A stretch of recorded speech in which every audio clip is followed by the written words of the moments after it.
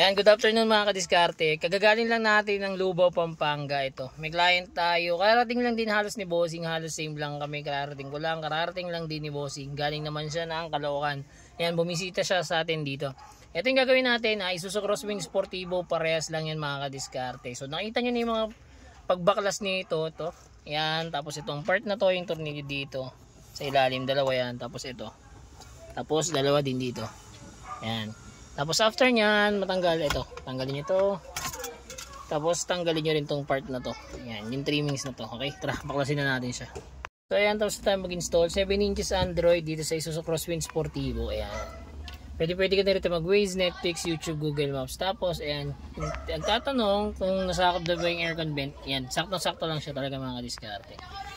Ayan, tapos ito, kasama pa rin sa package natin, yung reverse camera. Ayan. Tapos nag-build din sa atin si Bossing na ito. Ito yung front dashcam. Yan. Ito yan. Pag i-replay natin mga kadiskarte ito. Pwede nyo siyang i-replay na dito. Playback natin. Yan. Yan. Kung mapapasin nyo. Ito may bike. Dito wala.